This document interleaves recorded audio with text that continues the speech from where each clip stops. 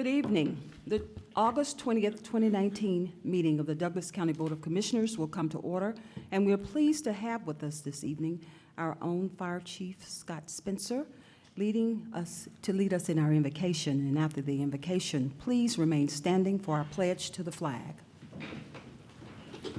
Thank you, Madam Chair. Let's pray. Heavenly Father, we come to you today with a heart full of gratitude. Lord, we're thankful that you've blessed this nation, you've blessed this state, and you've blessed this county. Lord, we ask that you continue to do that. Lord, we ask a special blessing on our commissioners tonight as they make decisions that affect our county and our citizens. Lord, we ask a special blessing for our first responders, Lord, as they're away from their families protecting others. Bring them home safely to their families when they get off duty. Lord, I thank you for the staff of this county and the hard work that they put in to make this county operate. Lord, also we thank you for our citizens, for that's who we all work for. We understand that, and we just ask that you guide our actions, our thoughts, and our words, that everything that we do would be pleasing to you, Lord, and glorify your name. And it's in your Son's holy name we do pray. Amen. Amen.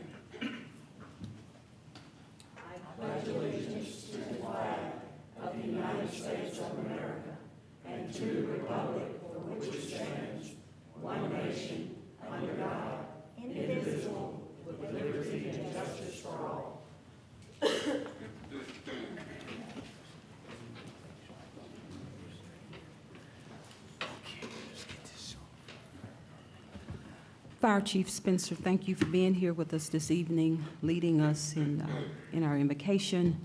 And good evening to the citizens of Douglas County.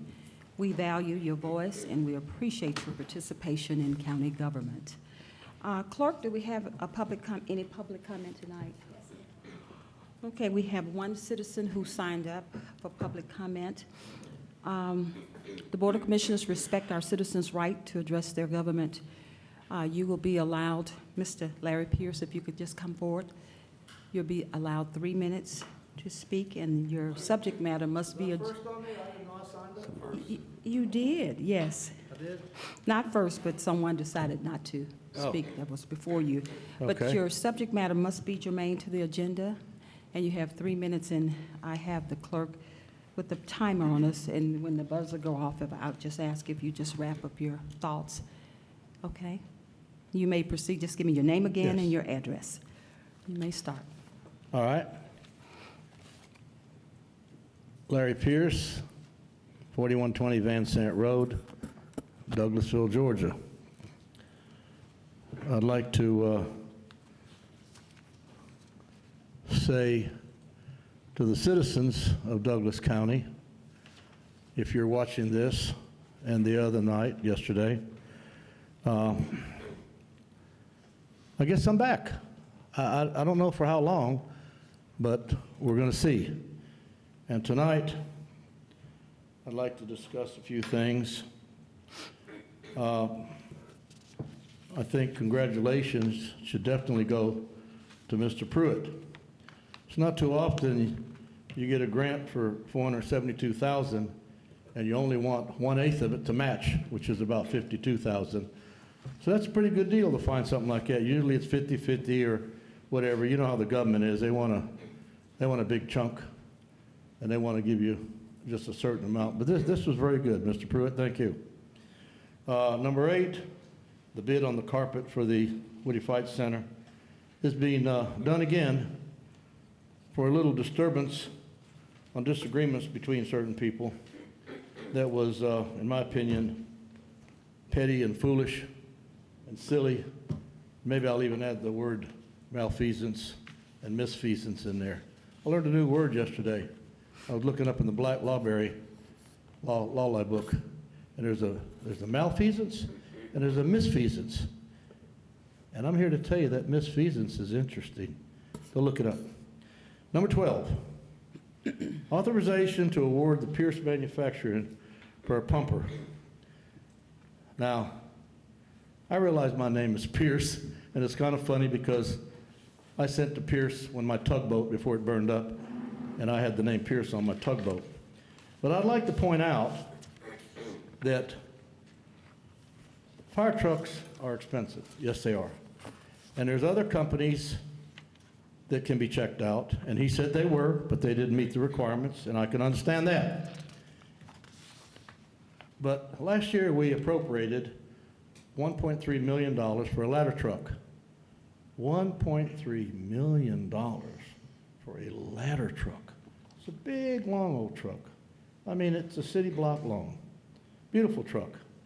And now we're asking for $550,000 for a pumper. Now, for y'all don't know what a pumper is, it's exactly what it says. It has a lot of water, thousands of gallons that it carries. And then it goes to the nearest fire hydrant, and it pumps. It builds up pressure. It adds pressure to the line that's in the system to continue on the flow. And they need about a 60-foot diameter cul-de-sac. That's part of the law of ordinance. They got to have a cul-de-sac, and they'll take part of your property to build a cul-de-sac. But the thing I'm getting at is that I think this should be tabled and explained a little further. There are pumpers that are Pierce, that are equipment that big cities and other people downsize, and sometimes they're available. Now, we don't have to have everything new. New, Mr. if that's the case, Mrs. Goodwill wouldn't be in business. So let's think about that. Mr. $550,000. Pierce, It's, Mr. Pierce, yes, ma'am. your 3 minutes have been up probably about 30 seconds ago. Not long enough to put the fire out. Thank you. Thank you so much. We'll take this matter under advisement. Thank you so much, Mr. Pierce. All right, Board of Commissioners, we'll move on to the approval of our minutes.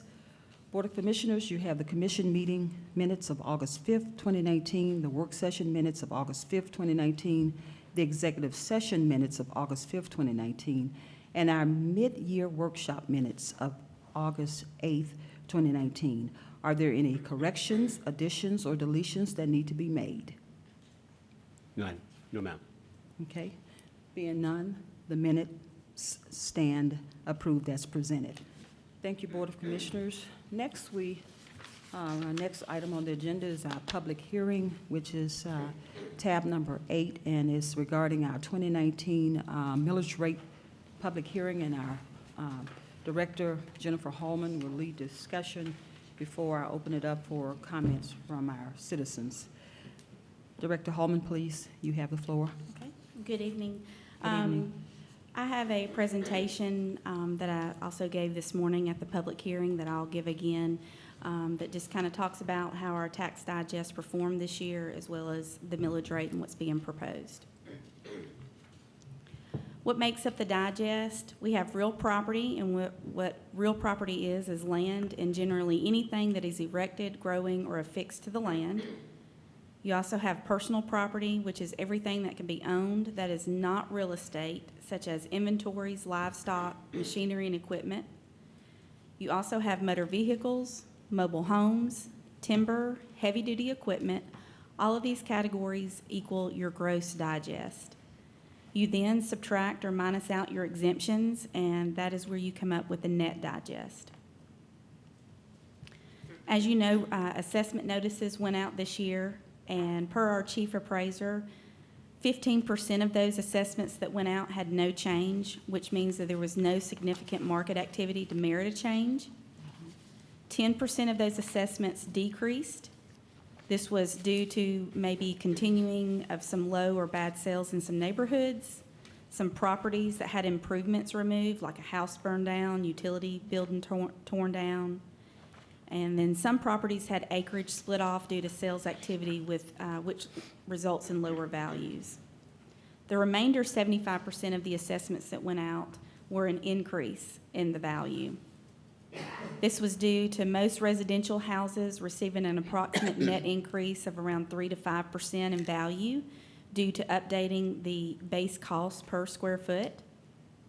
Some neighborhoods received significant increases due to strong sales in the neighborhood. There were some new improvements that were added, such as a new house, swimming pool, new utility building. And then we also had where some property owners completed deed work to combine some existing parcels into one bigger parcel, which increases the value of the now larger parcel. And then last but not least, most commercial improvements received an approximate net increase of 5 to 10% due to updating the base cost per square foot. We talk about growth in the digest, and there's actually two types of growth in the digest, and we'll go over each of them separately. You have your reassessment, or what's also known as inflationary growth in the digest, and this is due to reassessment of property. The millage rate is rolled back for this type of growth to arrive at what I call a base millage rate for the county, and this will be discussed later in the presentation. Then the other type of growth that we have is new growth, and this is due to new or improved property that is on the digest. So we'll go over the gross digest first and real and personal property. When we talk about gross digest, we're not including the exemptions, is exactly what it is. It's the gross amount. For reassessment, we had 3.95% growth in reassessment growth for real and personal property, 3.16% in new growth. So the total real and personal property gross digest increased 7.11%. So of the reassessment and new growth, which totaled $361,297,627, 56% was due to reassessment growth and 44% was due to new growth. This is just a history of the new growth that we have experienced in real and personal property over the past 10 years. You can see back in 2009, we had just 0.62% of new growth. And then when we hit the recession years, we actually saw what we were calling negative growth in the digest.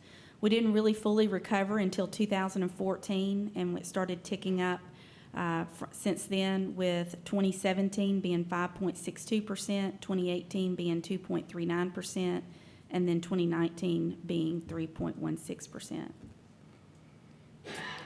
Motor vehicles will continue to decline. It has declined dramatically since the House Bill 389, which was the title ad valorem tax, which replaced the birthday tax, as they say, for motor vehicles. That experienced a 20.26% decline.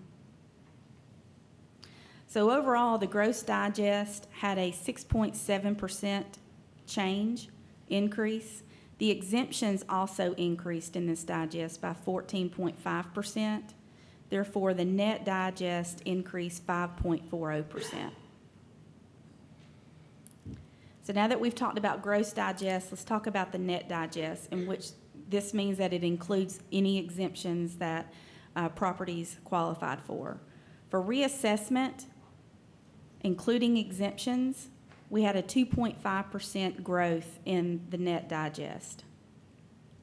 So for a no tax increase, state law requires that the millage rate be rolled back for any increase in the digest due to reassessment of existing real property so that it stays revenue neutral. If the millage rate is not rolled back, we must advertise the tax increase, which we've done, and hold 3 public hearings for the proposed millage rate. If the millage rate is not rolled back, the additional revenue into the general fund would be approximately $1.1 million. How you get back to, or how you roll back the millage rate to get to your base millage rate is you take the prior year's millage rate, which for us was 10.213. You take the assessment equivalent, the millage equivalent of the reassessment, which in this case would be 0.242. You subtract that from the prior year's millage rate to get to the rollback millage rate of 9.971. Since the proposed rate of 10.213, which is the same rate as last year, but it's higher than the 2019 rollback millage rate of 9.971, this is considered an increase. So when you look at the net digest and you look at new growth, that is growth that we can keep. We don't have to factor in a rollback rate. That is new growth that happens in the digest, and that's additional revenue dollars that come into the general fund.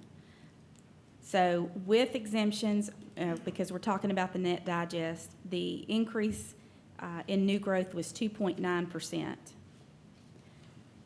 which means we would have $1.3 million additional revenue from last year's tax levy.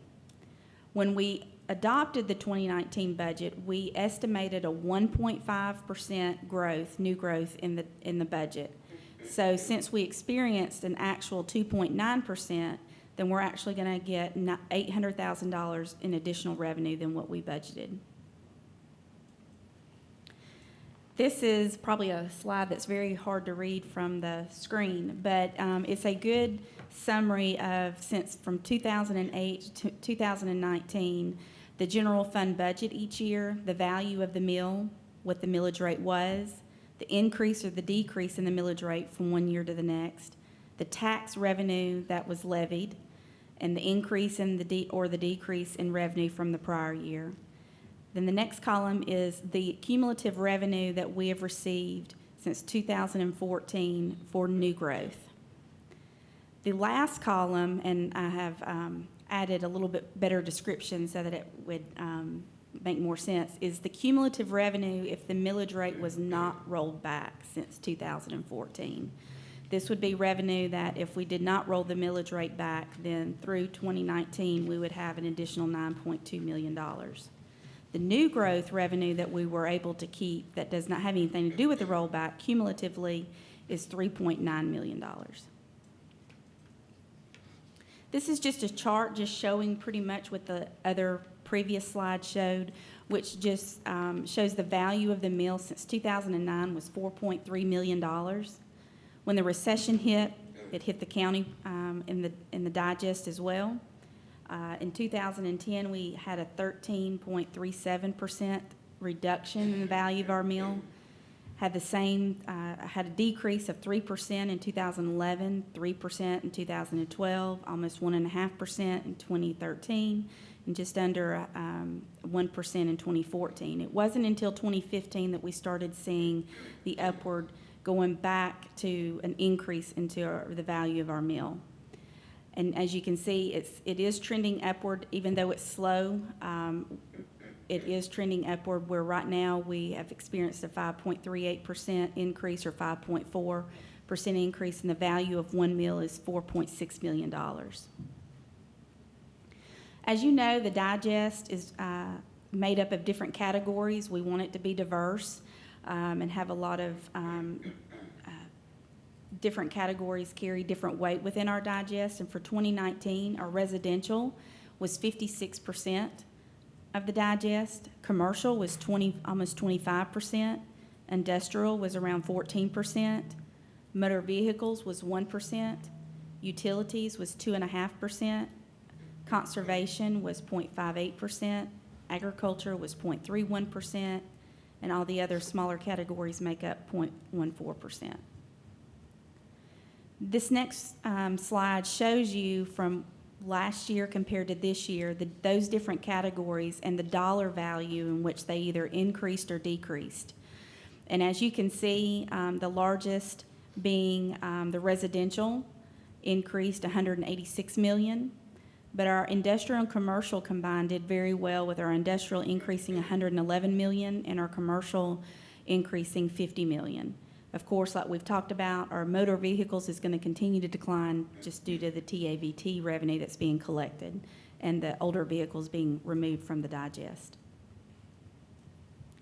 Part of the advertising that is required by the Department of Revenue is advertising, of course, the public hearings, but also taking the fair market value of a homestead property as well as a non-homestead property, and showing what the impact of the possible non-rollback rate, what that would mean, tax dollars, additional taxes paid for those property owners or business owners. I checked with our appraisal department, and the fair market value, average fair market value for Douglas County for a homestead is $175,000. Of course, they're assessed at $70,000 with a homestead exemption of $6,000. So their taxable value ends up being $64,000. When you base that upon the rate in which we're proposing, which is to not roll back, compared to if we did roll back, that particular property owner would pay $15.49 additional in taxes. When you take the same example for a non-homestead property, The fair market value is an average of $200,000. Of course, everything's assessed at 40%, which is $80,000. And because it's no non-homestead, there's no exemption, so the taxable value is the same as the assessed value. That property owner or business owner would pay $19.36 more in taxes. This is just a screenshot of what is required to be advertised in the paper. It is the current 2019 property tax digest and 5-year history of levy. All of these numbers we've gone over in previous slides. It's just all condensed into one ad that has to go in the paper that shows all the different categories within the digest, what the millage rate is, what the rollbacks for local option sales tax was, and the taxes levied for each year. We also like to know, or like the citizens to know, where their 2019 tax dollars go. As you know, whether you have it through escrow or you write a check, you always write it to Douglas County Tax Commissioner or Douglas County. So a lot of people think that that's where all of their tax dollars go.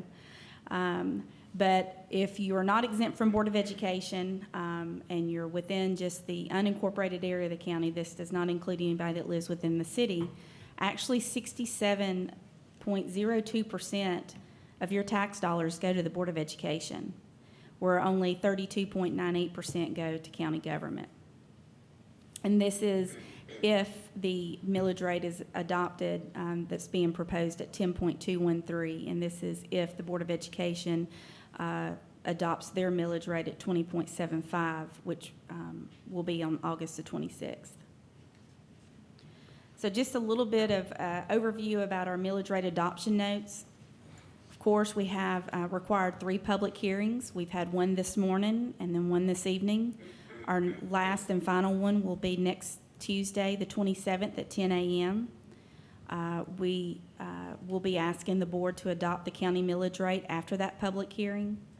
As you know, the county has to adopt the Board of Education's millage rate. The Board of Education is considered a recommending authority.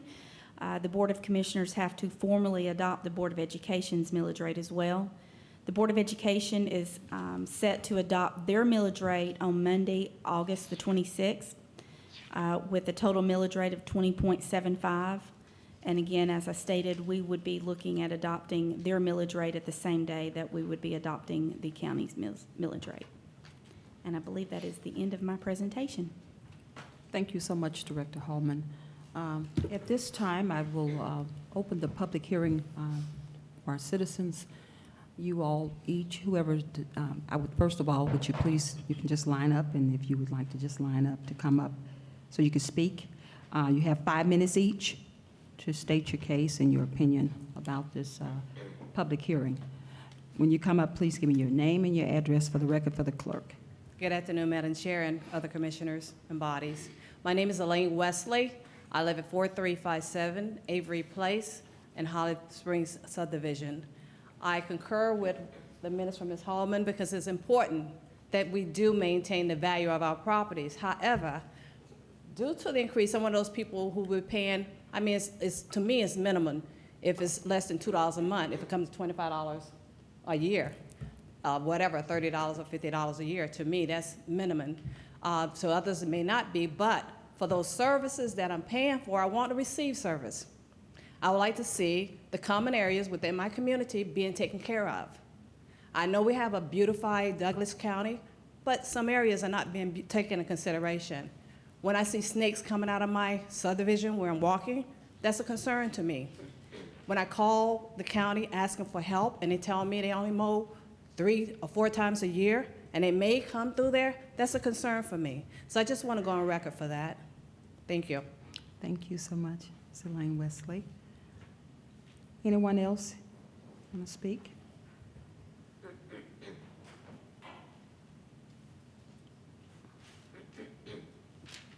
Yeah, mine are more in the area of questions. I need your name first, sir, and your I'm address. sorry, That's Gary okay. Price, 4448 Stratford Drive, Douglasville, Georgia. Yes, sir.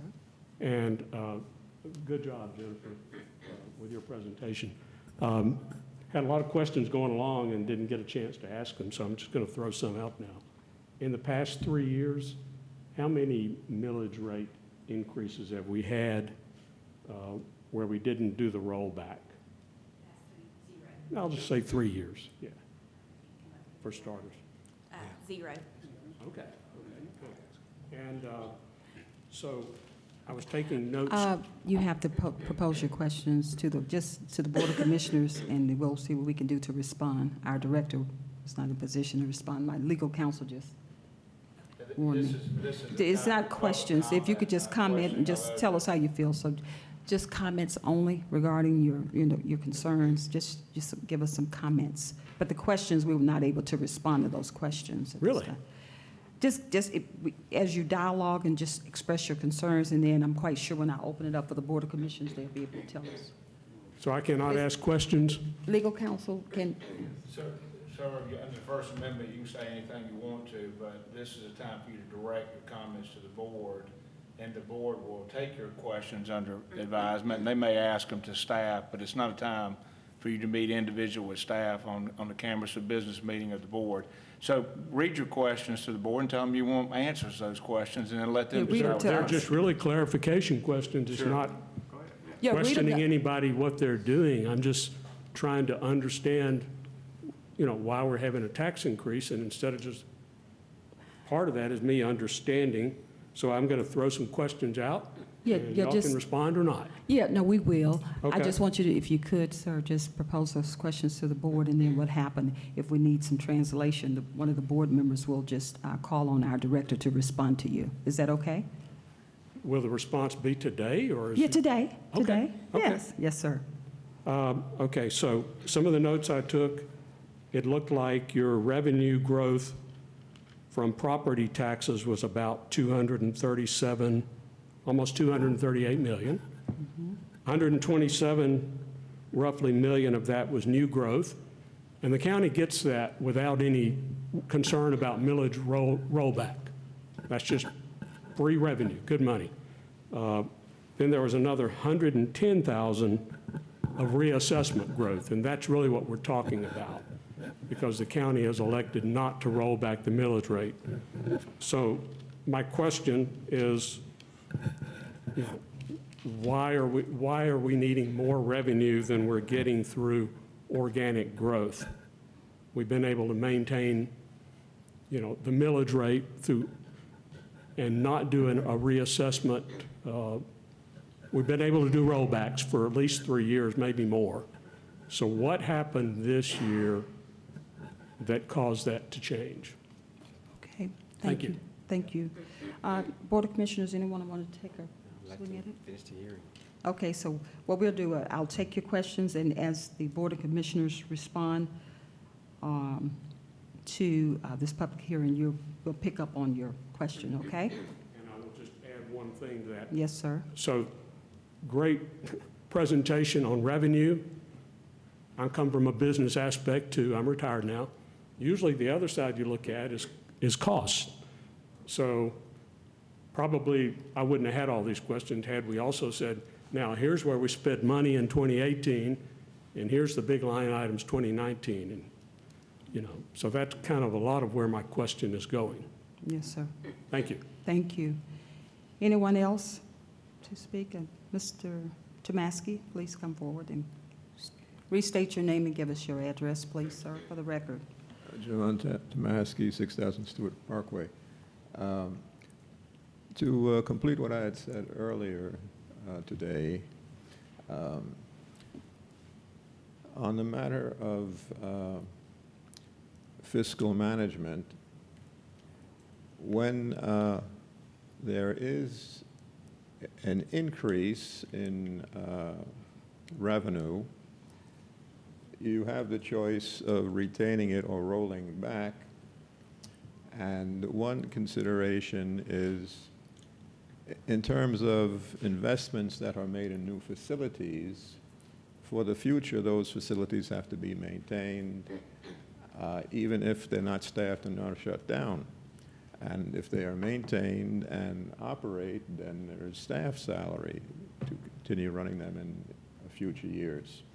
And there is one board member who very often raises that point, and At this point, there is talk of a millage rate increase at the same time as an increase in assessments. So you have pressure on residential property owners coming from both of those vectors. And perhaps if when there was a previous surplus, it had been managed differently, that what is happening now could have been muted. Thank you. Thank you so much, Mr. Tomaski. Anyone else would like to speak tonight? With that being said, this public hearing is now closed. And now I will invite my Board of Commissioners to provide some comments. Any comments from the Board of Commissioners tonight? Commissioner Guider? Yes, Jennifer, if you would.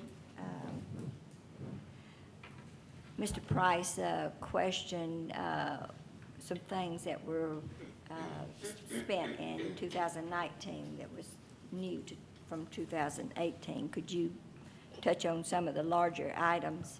Sure. Yeah, I was writing them down, and a very good point, and I'll make sure to include that in future presentations. Our 2019 budget was balanced using some fund balance. So was the 2018 budget.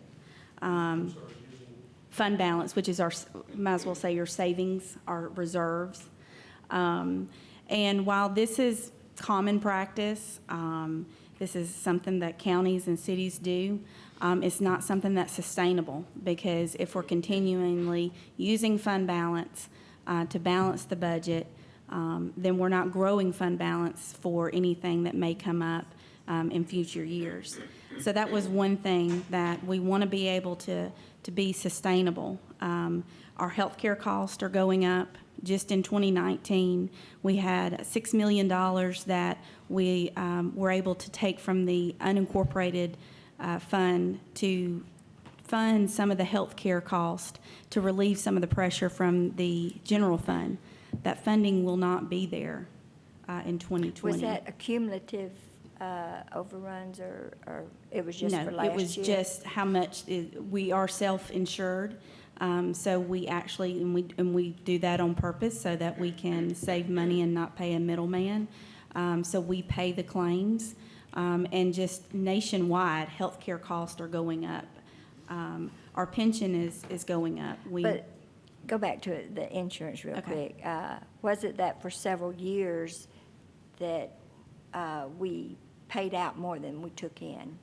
No, that was something I thought different. that's what Mr. Corbett made us do. No, we did have do have a deficit in the healthcare fund. This $6 million, probably about maybe $1 million of that was to trim that deficit down. And the remainder was to help relieve some of the pressure from the general fund, because the uninked fund was performing so well. We were able to use some of those funds from their reserves to take some of the pressure off the general fund to fund the health care. Okay. Go ahead. Our pension is going up. As you know, at the mid-year retreat, we talked about how we're going to need to contribute an additional $1.2 million in this year's budget. Inflation of expenditures, no different than the inflation of everybody's house budget, home budget. The county experiences the inflation of expenditures, whether it be from supplies to utilities, as well as the facilities that we have. The current ones that we have need more maintenance. This courthouse is over 20 years old, as well as the new facilities. Even though this millage rate is for the FY19 budget, we're trying to prepare ourselves so that we have the correct maintenance plan in place for our current facilities, so that when we take on the new facilities, we will be able to have money in the bank and be able to cover the maintenance on those new facilities as well. While the brick and mortar is funded through SPLOST, the operating and the maintenance is not funded through SPLOST and cannot be funded through SPLOST. So we have to use our general fund operations in order to do that. So that's just some of the list, and if I missed any. The service board, there was the service board, we had to pay $450,000. Oh, yeah. Yes, ma'am. That was because of, for years, we always thought, when I say we, the Community Service Board, Cobb and Douglas thought that it was one entity. Come to find out, I think the way that it was told to us is that we were never married, so that we could separate ourselves from Cobb and have just Douglas County Community Service Board. But in order to do that, they needed some funds in order to vamp up their operations, in order to be able to qualify for some of the grants that they were able to obtain when they were with Cobb Douglas, that now they're having to vamp up on their own in order to obtain those grants. I think that answered that question for Mr. Price. I can't remember what the other question was. Did you write it down? Yeah, I think I answered it before. I didn't know I wasn't supposed to come up here, but yeah, we have not, we have rolled back since every year we have rolled back, since 2014, we have rolled back the millage rate. For the reassessed value. And one thing that property owners may not understand is if you live in your home here in Douglas County, as your assessment goes up, your exemption on your home goes up. So you don't pay, you rarely pay any extra taxes on your home. Of course, that does not apply to businesses and apartments and all these little small business people. And you mentioned the growth in the commercial part was between 5 and 10%. And I see Benny back there. And they don't get any exemptions except some of the larger corporations that have the tax abatements. Are the abatements part of the exemptions? No, I can't remember. Benny? If you could come up for me. If you could come up for us, Mr. Wardrow. Thank you. The biggest exemption the businesses get is Freeport. Freeport, yes, and that's considered that's 100% for anything shipped out of the state of Georgia on their, I don't believe abatements are considered, they're exempt on the exemption digest, they're on the exempt digest, or they're on the regular digest. And as they get percentages increased taxable, that comes onto the taxable digest. So most of the commercial that you went up, that the assessors went up on this year were brick and mortar here, and mostly in the city of Douglasville. That's right, and Or in the commercial area. There's some down at Thornton Road, of course. that's correct. But some of that is still in the city too, so. That's correct. But my concern this morning was the fact that all these small businesses that provide jobs, local jobs to a lot of people, they got an assessment notice between 5 and 10% increase. And them being in the city, I believe, is not rolling theirs back, so they're going to have an increase. The school board's having an increase.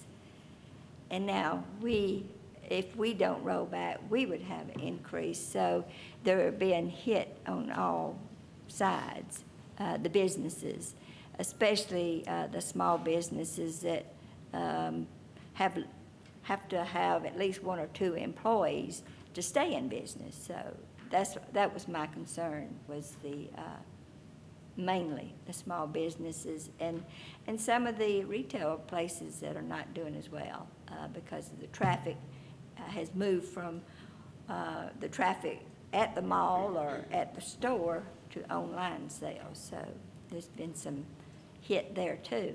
But that's okay. That's what I needed to know, Benny. Thank you.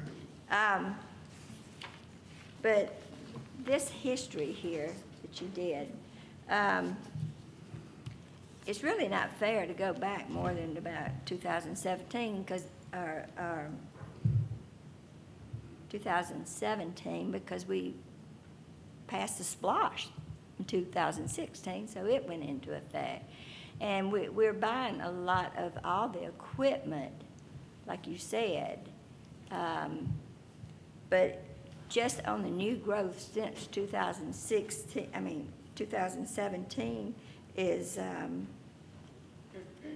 about $4 million, $4.3 million.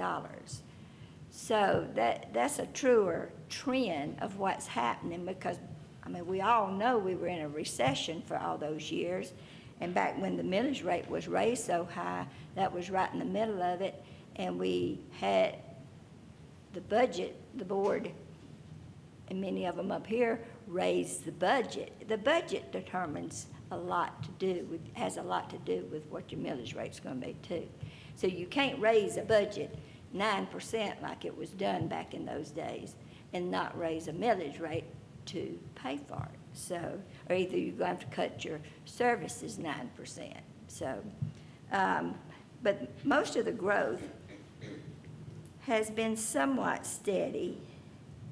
Well, 2018 was it, but it seems like we're going up, like you say. The value of the mill is going up. And if we do not spend everything in 2018, that goes in the fund balance, right? Normally. Yes, it either goes into the fund balance or we're not using as much of the fund balance as we had previously budgeted. Right. So we're going to put that, any overage that we do not spend, that was not budgeted, we're going to put that in the fund balance too. Mm-hmm. So it just seems like we need to wait maybe another year to see about get a better trend before we not roll it back. We're really talking about $1 million, right? Correct. Overall, $1 million increase in revenues. And, but I would just like to wait another year at least and see what the trends on sales tax, because we have an online sales tax that will be coming on at the first of the year, and then we've got a couple of large businesses that's going to be put on the digest, and each year the abatements, they go, they get less and less because they're in a 10-year abatement period. And we're seeing some growth out in my area, mostly in the Villa Rica area. And that's where a lot of the houses, now you mentioned something about how much the homes, the value of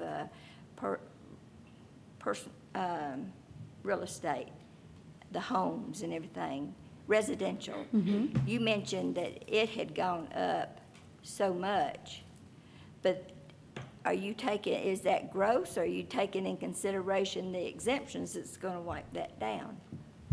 You're talking about Turn that where back. the 3 to 5% in value by updating the base cost per square foot?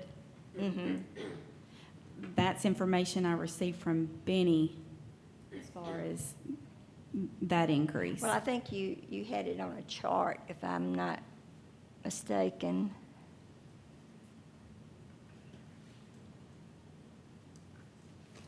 But anyway, the homes, the residential property that went up, a lot of that is offset by the exemptions going up. That's what I was going to kind of Correct. point out. Because of the freeze mainly. Right. Right. The float. The float. What I call the Mhm. float, but anyway. All right, well, I just wanted to point that out, that, just trending, the value is going up. The value of the mill is going up. And a lot of the equipment, we're not having to take that out of the general fund at this time.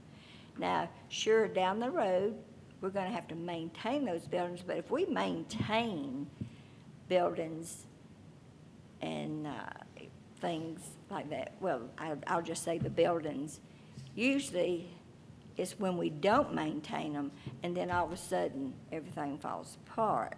I mean, we've seen that in several areas. So I just want to just voice my opinion. I think we ought to wait till at least till next year and see, because I think the figures are looking better. With that, I yield back. Thank you so much, Commissioner Guider. Vice Chairman Robinson? Sure. Okay. How much time I get? That was sort of, I want to make sure I get balanced time. I'm good. I won't make this long. We're supposed to be back. This one is for the citizen. I'm going to pick back up where I left off from this morning and be consistent. I want to expand my position to incorporate and respond to any of my peers. So this is just for District 2. And while I was acknowledged as vice chairman, every now and then we got to weigh in for our own vote, our own position. It's not partisan. It's not anything that you want to think of. Every now and then we have to show maturity. Take a position. Right? This is important. So as I look at this, and while I can't pretend like the history did not occur for 10 years, which is why I asked for the information to be presented that way. You can't get a trend without enough data points. It's the law of a fallacy of low numbers, right? You can't establish a trend with 2 data points, right? That's not a good trend. So you got to take it back some. And you have to factor in things that you can control and those things that you can't control, right? So I'm going to make this real simple. And to that point, we have a positive outlook. The county has an absolute positive outlook, right? Dun & Bradstreet, Standard & Poor's, Standard & Poor's and Moody's have weighed in, and they pretty much have said, we've got a positive outlook, right? Our digest is poised to grow. We have what's called early indicators as such, right? So it's growing. It's been, advisement has been given to this administration to steady, okay, it's coming. You can't pull fruit off that tree yet. You can see it, but it's still green.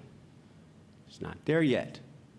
Now, that is like, okay, it's there, but you're not there yet. Now, back up for your history. Yes, there's a rollback that has happened, 6, 7 years in a row, and I've said it this morning, I don't believe in a rollback. I don't believe in politicizing that position, no more than a Fed chairman. You do what you have to do. You don't play with the numbers. You don't manipulate them to make you fit some type of narrative. Not when it comes to this. It's like, no, just get the math right. And whatever's there, then you can spend how you spend it. Spend how you spend it. So over the past 7 years, since the rollback of what we call the 24%, we sat on $22 million in cash, right? It went up. And you're rolling back and you're spending cash. You get to Google that came in. You're spending cash, $5 million for the animal shelter, $1.5 million cash for the tax commissioner. It's like, okay, no problem.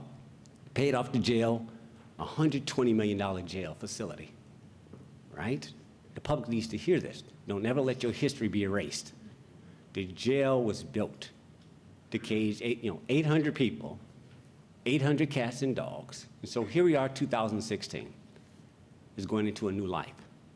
And so it's like, okay, let's move forward.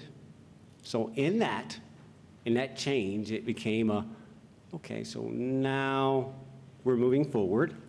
We're going to give you a SPLOST, and the argument was, well, we've done all the inward focus, right? The problem I have with government is that it deals you a hand, but it doesn't really take care of the citizens that put you there.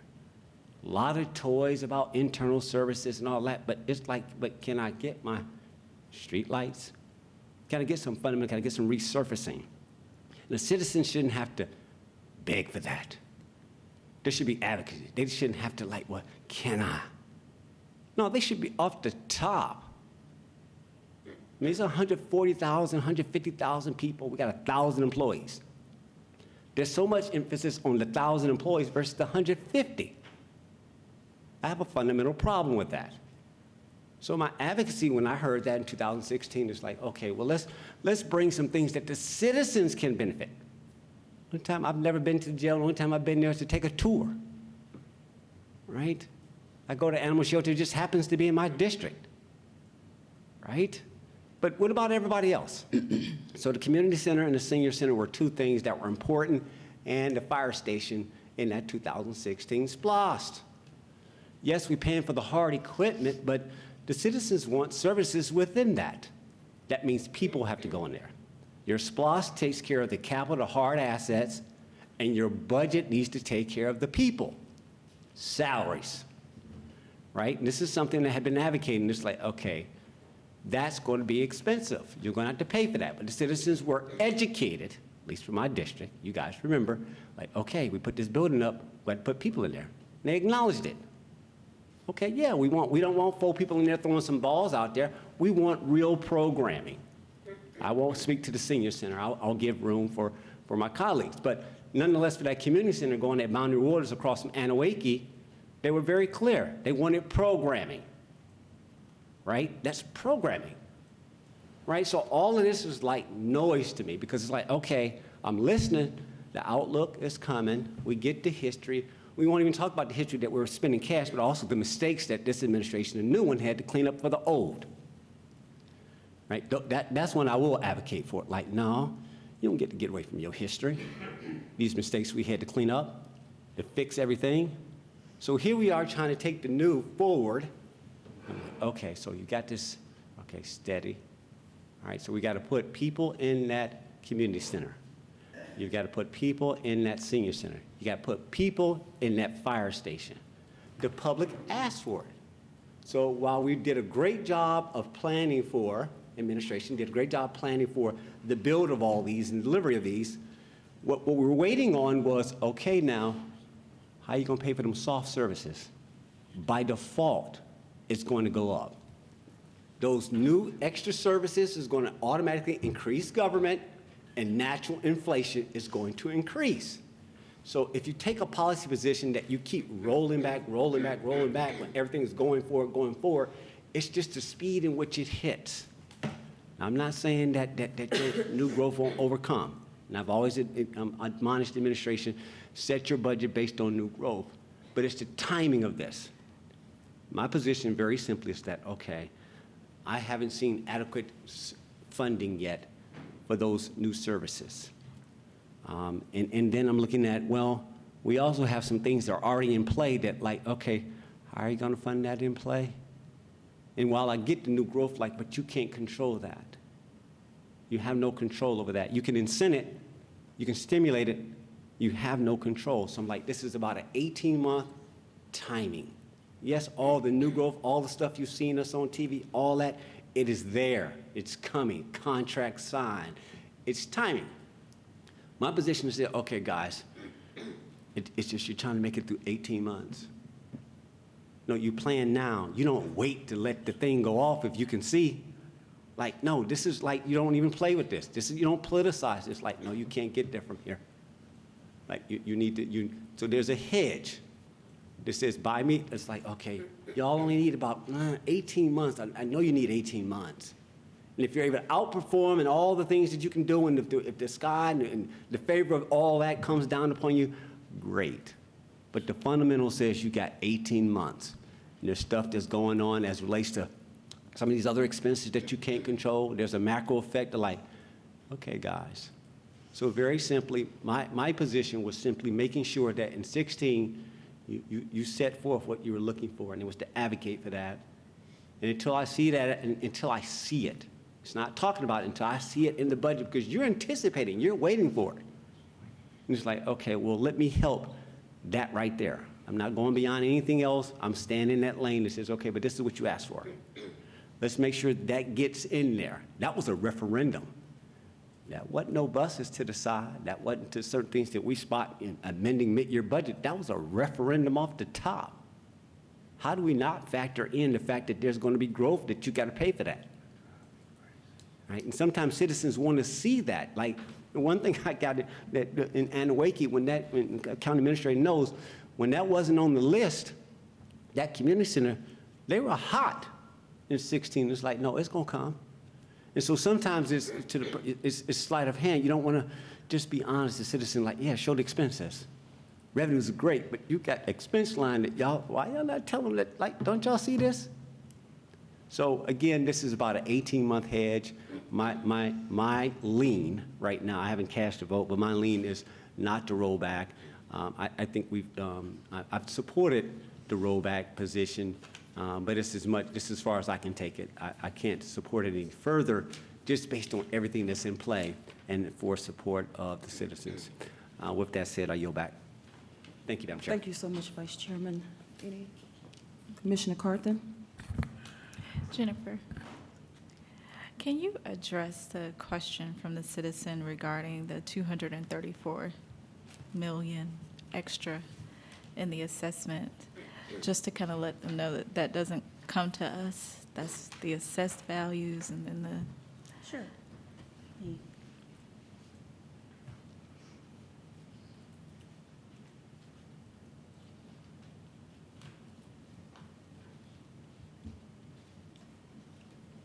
Just one second, so I can make sure I'm referencing the right.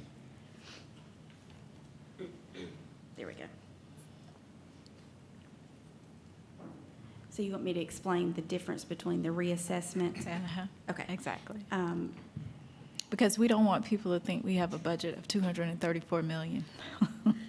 Exactly. Yes, when we're talking about the digest, we're talking about, that was the actual gross digest before exemptions. Oh, okay. I just want to make sure. So. Okay. Gotcha, okay. But just go ahead. Sure. Just- The digest contains all the different categories, and then the millage rate is what is the levy for the property taxes. So depending on what your digest value is, then your millage rate is 1/1000th of that value. So you take your millage rate of what's being proposed right now of 10.213, and you're actually multiplying that by the value of your digest to get your taxes. Thank you. Just wanted to clarify that for others who may have been listening as well. Yes. Who didn't get a chance to see what he saw afterwards.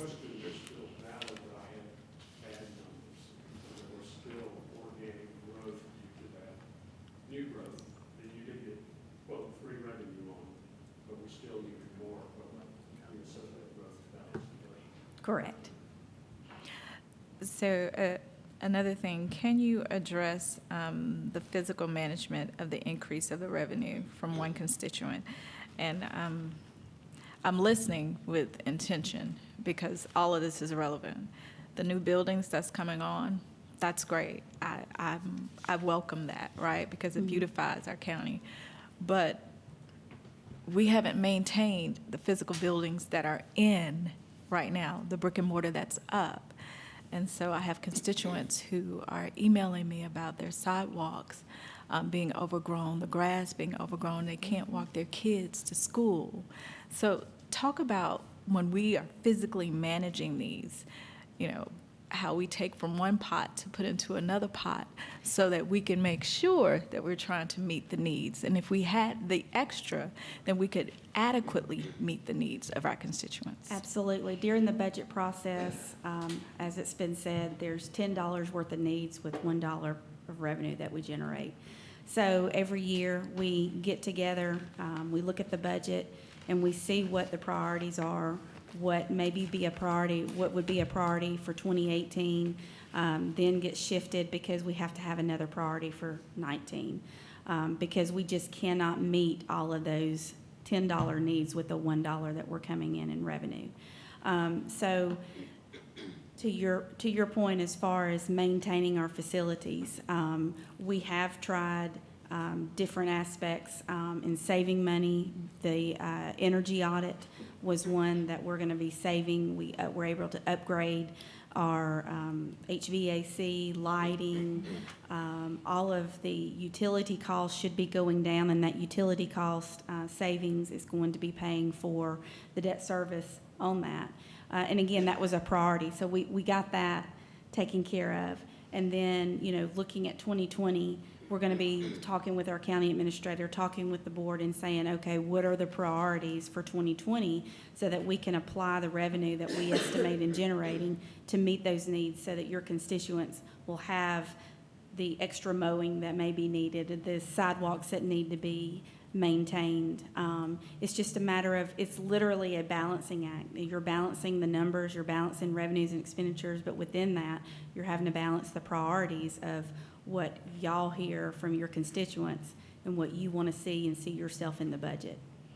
So also, we have priorities, but then we have those, I would say, surprises Yes. that we don't anticipate, such as a CSB who asked for extra $450,000, such as extra matching funds that we didn't know would be necessary to make sure that we can pull down those grant dollars, such as DOT needs extra people so that we can facilitate the infrastructure and the paving of the roads and the filling of the potholes and the stripes and the lights that need to go up.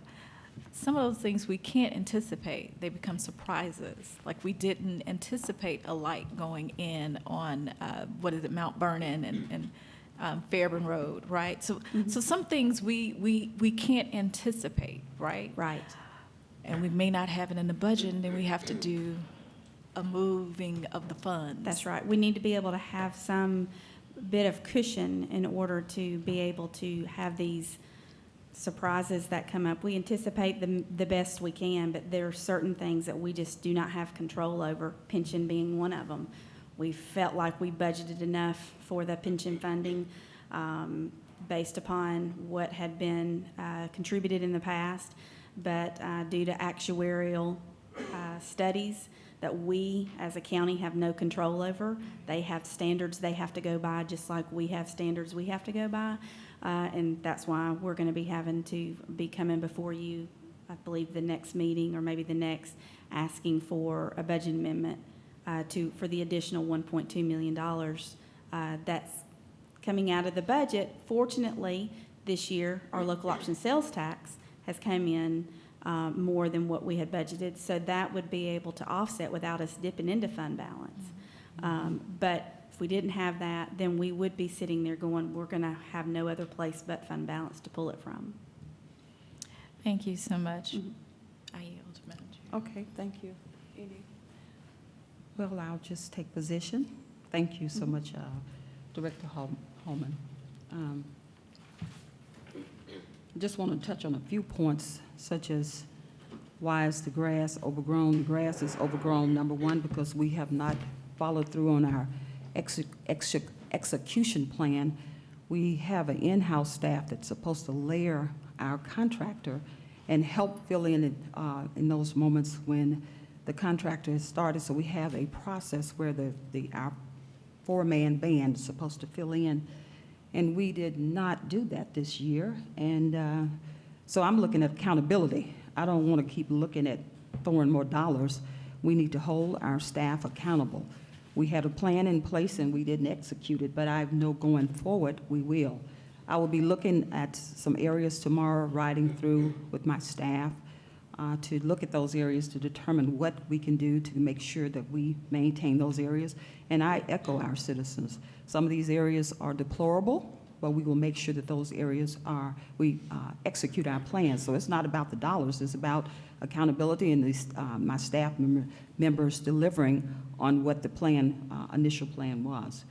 Also, general funds to me, I've been working with budgets 31 years and I'm very comfortable with budgets. General funds are not, particularly in local governments, it's not designed for capital expenses.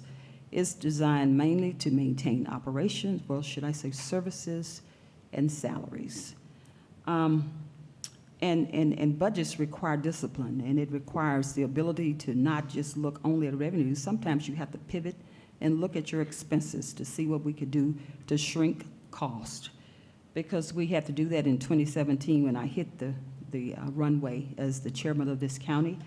We were in trouble a little bit, but we were able to look at expenses. It's called discipline and expense reduction and critical thinking. So what I did to just take a position, I wanted to make sure I was clear on my position. I conducted a comparative analysis and looked at the new growth at the period of the previous years from 2014 all the way to 2019. And we have had very sustained new growth for the last 6 years, and I compared to both administrations. The previous administration had, from 2014 to 2016, they had new growth of 4.6%, and they still rolled back. I said, okay, let me look at what this administration has done from 2017 to 2019. And Jennifer, I believe you said that the new growth this year is it 3.16 or is it 2.19? I mean 2.9. Which is it? The net is 2.9. Okay, so if it's 2.9, this administration has a total just within the three-year period it's 10.91% in comparison to that 4.6%. So I had to analyze again and pivot and think. I said, okay, let me see. We did roll back in 2017. We did roll back in 2018. I looked at what the reassessments would total. It was 1.1 million. So I said, how could, with a good conscience, I said, I really believe in is a time and a place for everything. And I believe right now our budget is, we have enough funds for the next 18 months. And I had to make sure that I understood what I was thinking when I did that. So I looked at a couple items. We have that new growth excess of $800,000. We have some unclaimed funds, I believe, of $900,000 that we will be rolling into our general fund. We have TAVT, which is your tax ad valorem taxes, which will be increasing because of a new House Bill 329, I believe. That House bill will allow our taxes to move to $1.2 million a year. So we will get an additional $1.2 million in TAVT. And then our lost revenues are still coming in at $1.2 million. Who knows, that's very volatile, so I don't want to stand on the wings of the loss. But also we will be making an amendment to our budget, which is Greta funds, which is a check came in from previous things that happened previous years ago, which is in the total amount of $575,000. So when I add that up, and that's just projected known things that are coming, it totaled about $4,675,000 that we will have as a backup plan. And when I compared that $4.6 million to $1.1 million, I said, you know what, I want to make sure that I give one to the team, which would be the citizens who work hard for their tax dollars. And then what I wanted to do was I wanted to make sure that I had a good conscience with this. I wanted to make sure that I could prove to my Board of Commissioners that we do have a sustainable process, but however, it will require discipline. We will not have a new courthouse going under construction. That is complete. So we had some pretty big projects that we had to dip into our fund balance, such as some change orders came through. I anticipate all that to go away for the next year. I echo Commissioner Guider, and I just said, you know what, I believe we just want to, because sometimes I call it steady. It's just not time right now. I just want to hold it and then continue to just, I think that I definitely don't believe in, at this particular time, increasing the millage rate. It's several things we can do to continue to compress this budget, but right now, I'm looking at it and I just feel that we do, and that's just my opinion, I'm only one vote, that we do have sufficient funds. And I can look long-term and look at it, what we have coming down the pike. We do have a new senior center, but it does not require an enormous amount of staffing. We do have, but I know we need lights and all those things are coming, so I don't have blinders on. But, and then also we have a senior center as well, a multi-purpose center. But the fire station is long range, that's 2023, I believe. So I'm looking at time, and I'm not saying that I don't believe that I would never not roll back. But I'm looking at time. Timing is of the essence for me. So I have to summarize what I thought was best at this time, and I feel, and we got a couple other things coming online. We have switch in the pipe. We have Stitch Fix that's coming. Some of my other notes included we have some items not on the digest that's not been calculated, and so that's going to add a little more to the, our opportunity for some more dollars out there.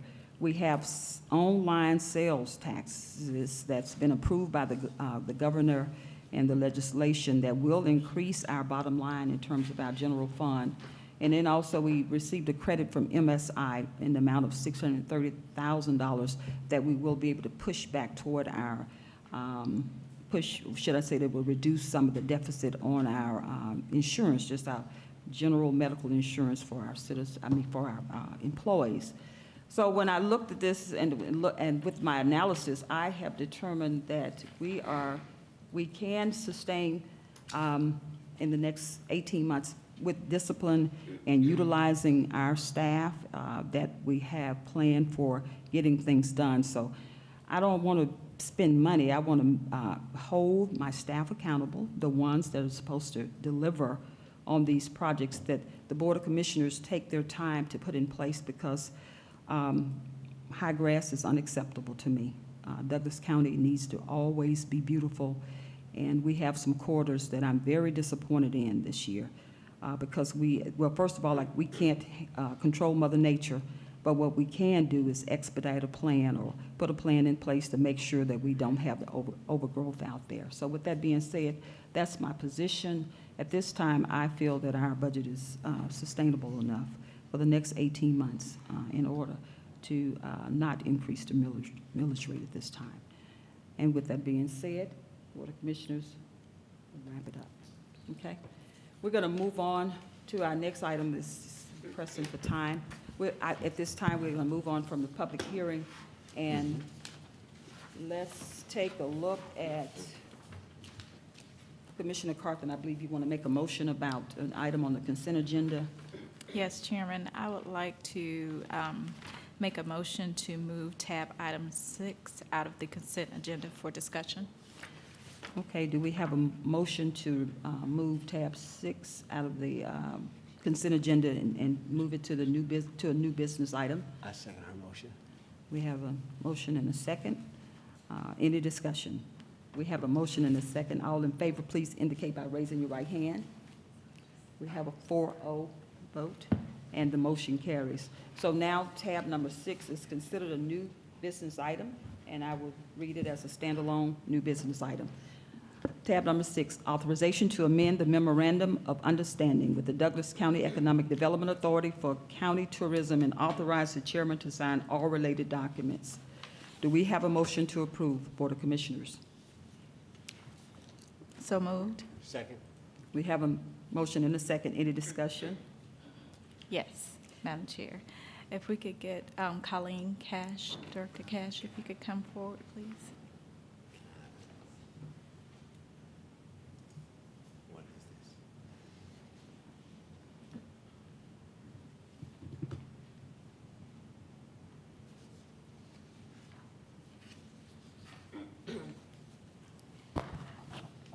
Hi. Hi. Good evening. Good evening. So can you briefly go over or explain to us the memorandum of understanding with the Douglas County Economic Development Authority, your Sure. request? Okay, so the tourism budget, because it comes from a separate funding source, it is not spent the same way as regular, the general fund and the regular tax revenues.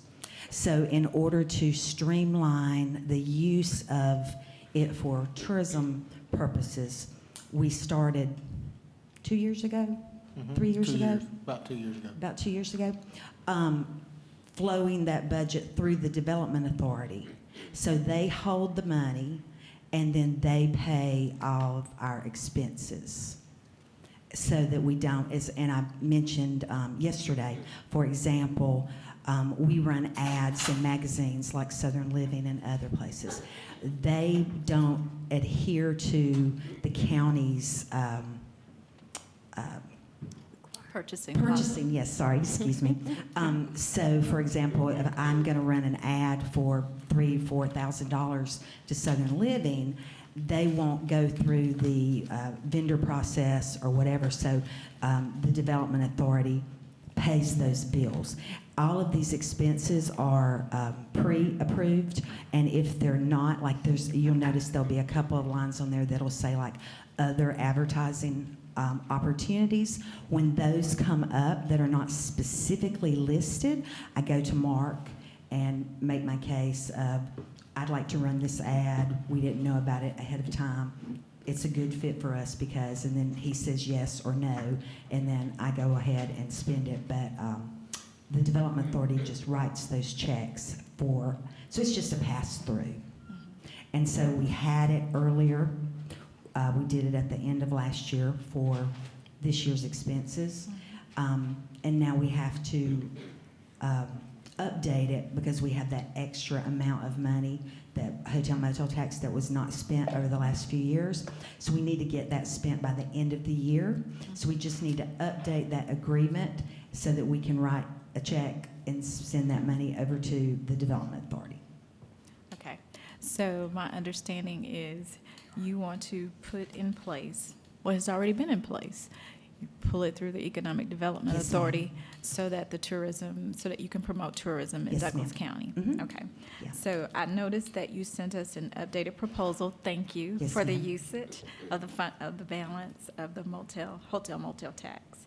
And I just wanted to be clear, we have pulled out the signage for the entrances, the gateway signage. Yes, that is correct. Actually, it was already subtracted. It was inadvertently left on this list that was Okay. approved the last meeting in July. It Right. was already subtracted. The total to start with was somewhere around 611,000 maybe, whatever, 469, it'd be 609,700, I guess. And when I prepared the first proposal, I didn't realize that they had already subtracted out, so I accidentally left it in there. Okay. And so you had to reappropriate. Yes, for- ma'am. And I went in and I added some places where we were already running ads. For example, in the Georgia State Travel Guide, we're running like half a page. Now we have enough money, we can run a full page. And that's what most of those are, is places that we were already planning to run advertisements, and we'll just run more. And then I put more money in for website and some other marketing. I added some TV and radio, and then an additional trail that we want to start. Our film trail has been very successful, and we're working very hard on promoting our butterfly trail.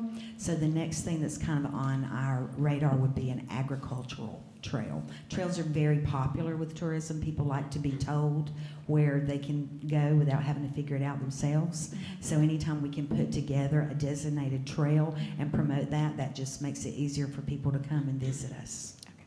I like that. So you incorporated those ideas. Do you have a committee or administrator that helps you to do these things? I research and I reach out to all the other convention and visitors bureaus and tourism directors in the state. That's why I go to like our state conferences and things like that, and just try to stay on top of trends and talk with my peers and that sort of thing. And then I go over things with Mark. I talk to the city, see what they're doing. I talk to, a lot of other people, but I've been a tourism director at different places for almost 30 years now. So I just sort of use my experience and kind of figure out where I think we need to go. But I do run it by other people, and then Mark has the final say. Okay.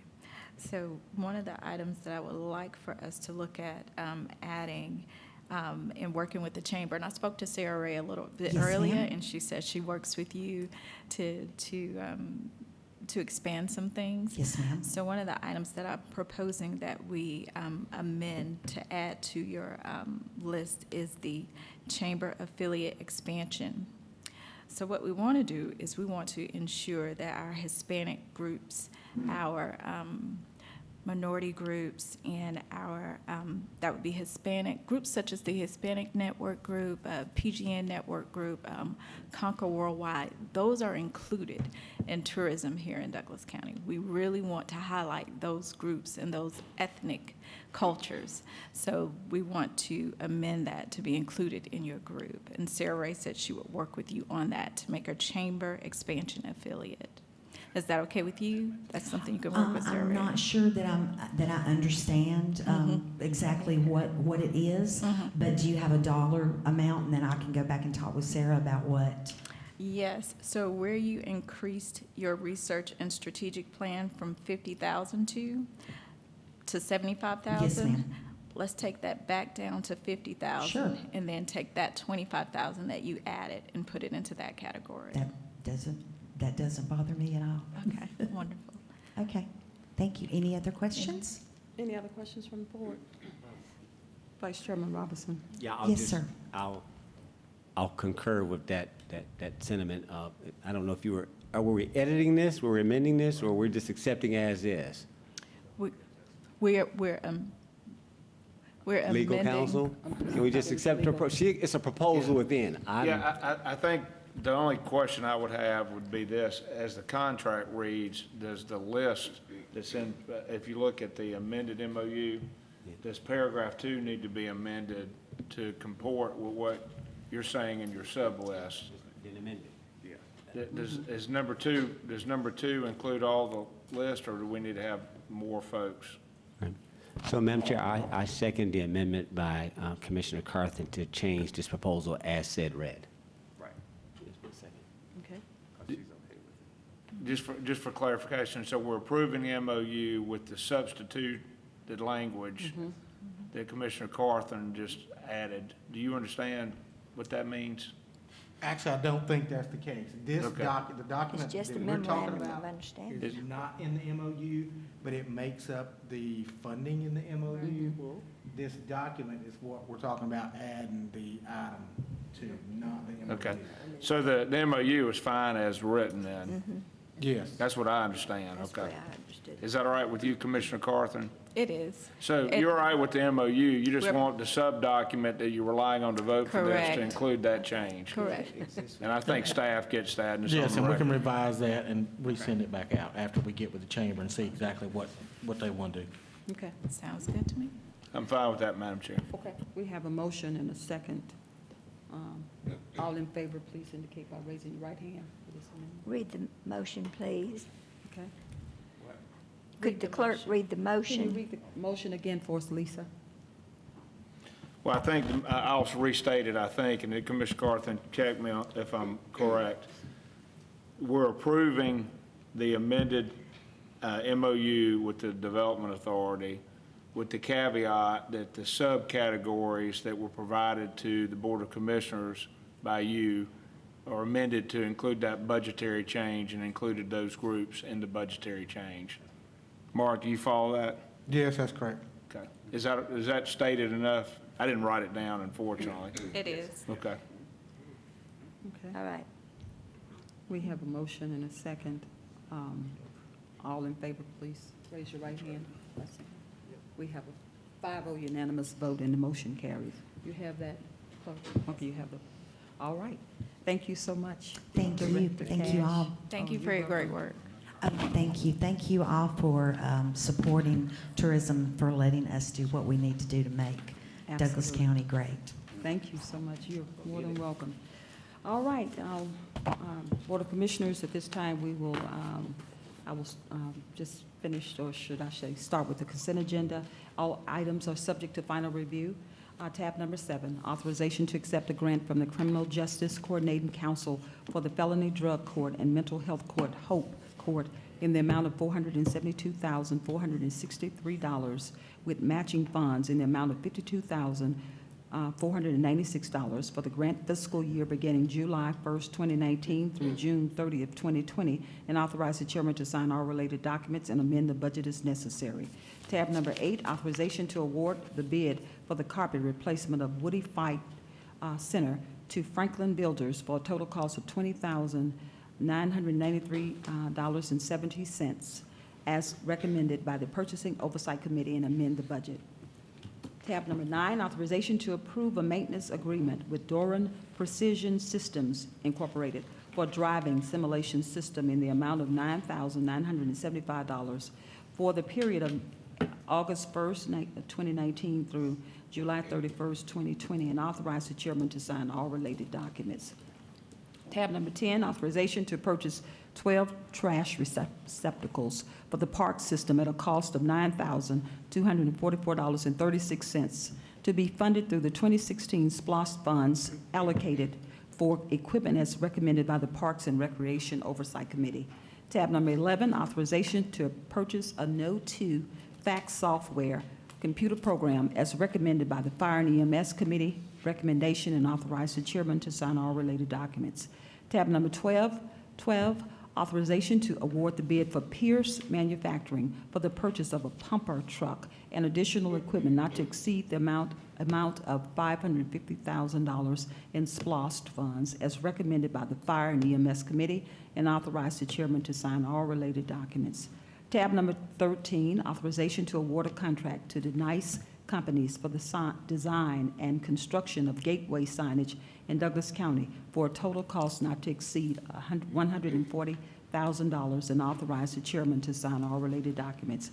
And finally, tab number 14, authorization to award the bid for asphalt materials to C.W. Matthews, Baldwin Paving, and E.R. Snell Contractor for the period from August 1st, 2019 to December 31st, 2019. Board of Commissioners, that concludes our consent agenda. Do we have a motion to approve? So moved. Second. We have a motion and a second. Any discussion on any particular item? Yes. Vice Chairman Robinson. Yeah, thank you, Madam Chair. I'm just going to make a statement about some of the capital purchases like the fire engine and pumper, which I think is an important transaction for the county. Again, the county, like America, is aging. There is a need to fix roads, bridges, redress the buildings, and we, regardless of what position we took, you got to take care of the future. And while the things that we might have gotten were new when we got them, they've aged out. And I'm thinking about the generation after us. And I was at a chamber lunch today, and they talked about the various generations from you guys that are the first generation, the greatest generation, all the way down to the Gen Zs. And they did a very good job of explaining it. And we're talking about our generation, and all I hear is commentary about me, me, me, me, me. But nothing's about the future by leaving our children's children with stuff that they can work with, right? And so while I don't want to get self-righteous, but when I listen to, okay, we're going to spend $120 million on jail, but it's $5 million on this, and do these things, but yet your life-saving equipment like this fire truck, like, and we're going to get frugal. Now, be consistent. Be consistent. It's always my thing, right? So if you're going to do right, right? Not for the convenience of staff, but like, no, I want that equipment to get there. I mean, I didn't ever have have something convenient for, an office as big as some people, but nonetheless, I want to make sure that truck gets there, that pumper works. And so certain things I don't politicize. It costs what it costs. It costs $1 million here, it costs $1 million in Gwinnett, it costs $1 million somewhere else. The question becomes, is our citizens worth the cost? Yeah, you can have hand-me-downs. Yeah, you can, but you're not consistent in the application of that policy position. Look at how you spend in other areas. It's extreme. It's excessive for convenience. But for something like life-saving, it's like, I'm looking at this like, no, this is worthwhile. I appreciate what them first responders do. Certain things, certain areas like, no, I get it. I don't want my house to burn down. I don't want my neighbor's house to burn down. I want them EMTs, them paramedics to get there, and all the things that they do, just that whole group. So I want to, I have to defend where I think it's appropriate without reservation. And this transaction right here that we have on this, while I know it came through our, obviously, the broader funding source, I think it is appropriate. And so I'll continue to advocate for consistency throughout the administration, Madam Chair, for what's right should be right. I yield back. Thank you. Thank you so much, Vice Chairman Robinson. Anybody, any other questions or concerns? All right, okay. Commissioner Carthen. Tab number 10, authorization to purchase 12 trash receptacles for the park system. If Director Dukes could come forward.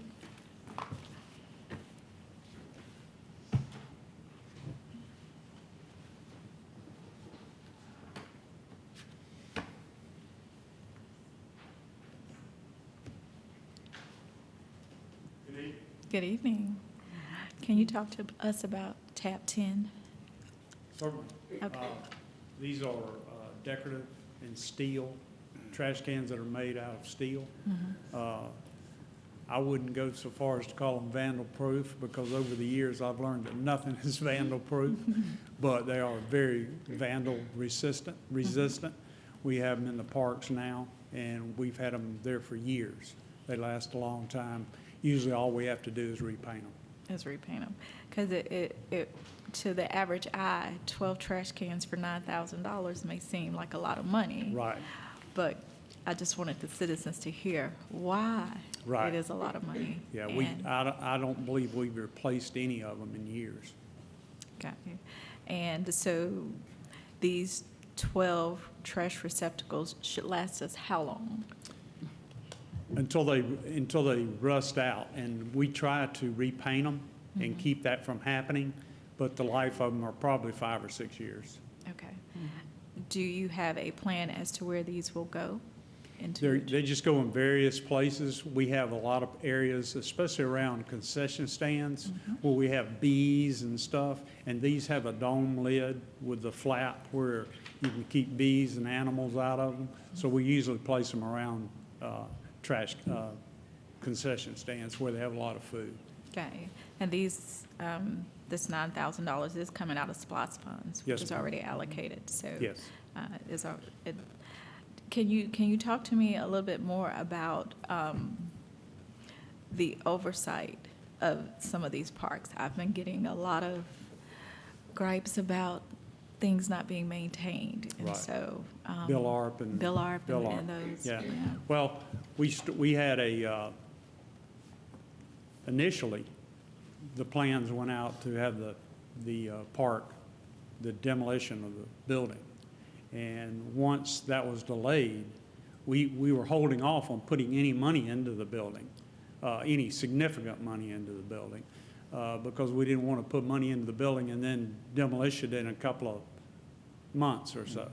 So we held off on that, but when we found out that it was going to be delayed, the demolition was going to be delayed and the new building contract was not going to be awarded, we started making repairs and painting. A lot of it was cosmetic stuff, painting, facial board, and of course we had to tear a deck out because the safety director said it was unsafe, and we're building new steps as we speak. And I think, Madam Chair, and the county administrator got pictures of the upgrades and the painting and so forth, and the building really looks nice. I mean, for a 60-year-old building. Right, it for a looks pretty 60-year-old good. building. I just wanted to address that, and again, the SPOS funds, they only go so far, but what you're doing to Bill Arp is outside of the SPOS funds, Yes, is that that was correct? all done from the general fund. That was all done from the general fund? Yes, ma'am. Okay, so I just wanted to make the citizens aware of that. As we do things, everything is not done with SPOS. Funds do have to come out of the general fund that sometimes we don't anticipate.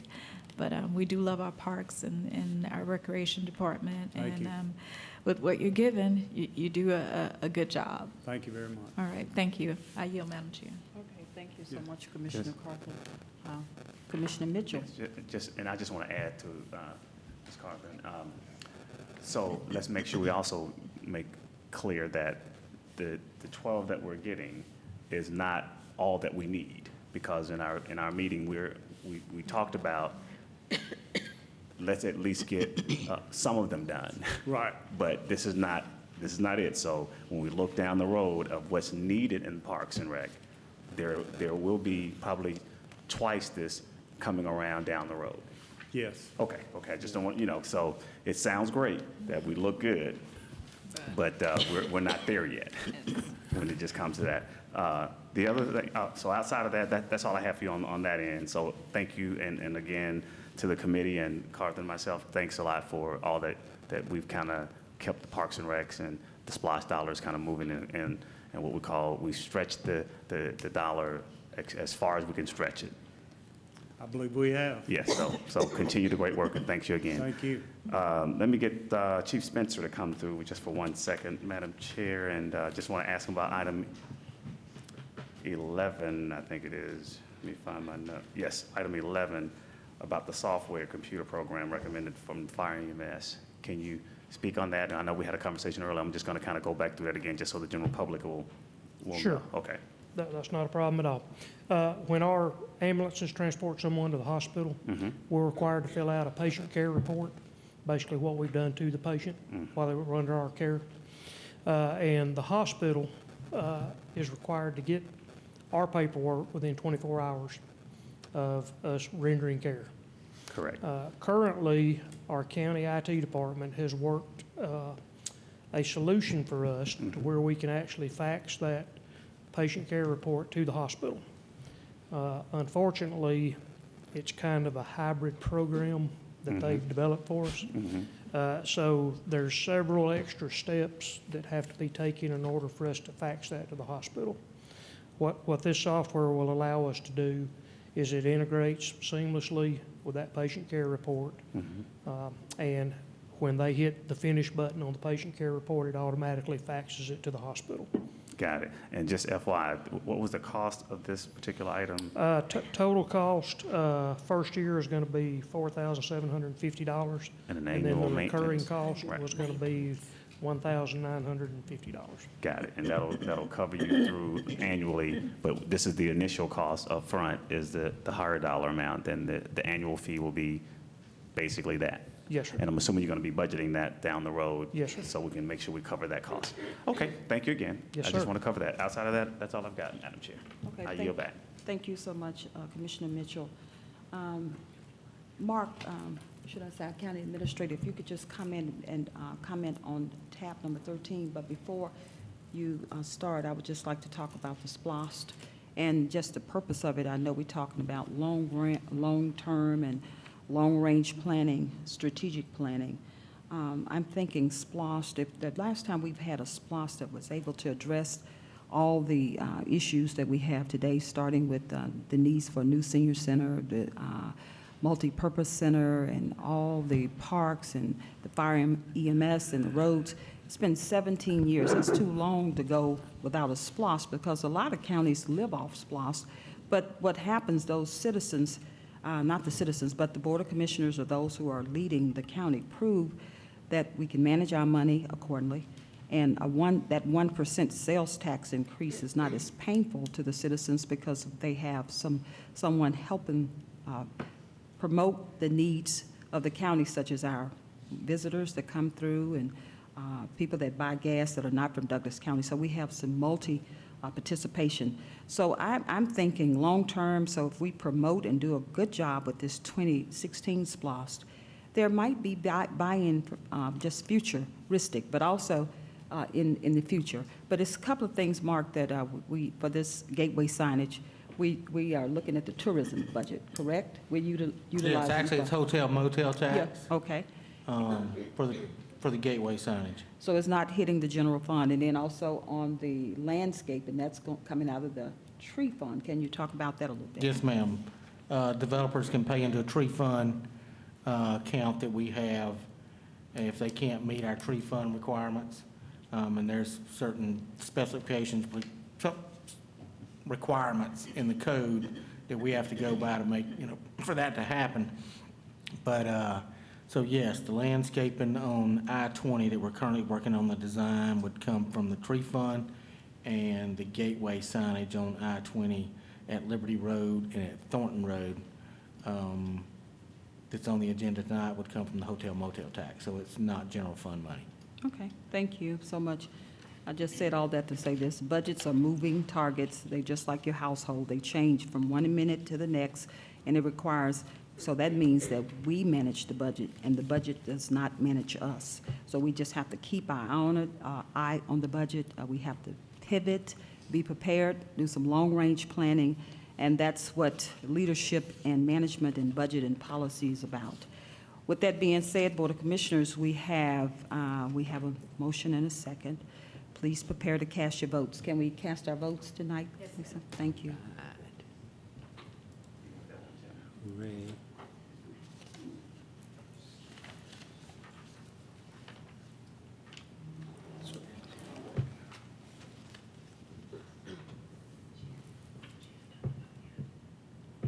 We have a 5-0 unanimous vote, and the motion carries. Next, we'll go to the approval of our expenses, tab number 15, 16, and 17. We have some approval of expenses. Board of Commissioners, do we have a motion to approve? So moved. We have a motion and a second. Any discussion? We have a motion and a second. Please prepare to cast your votes.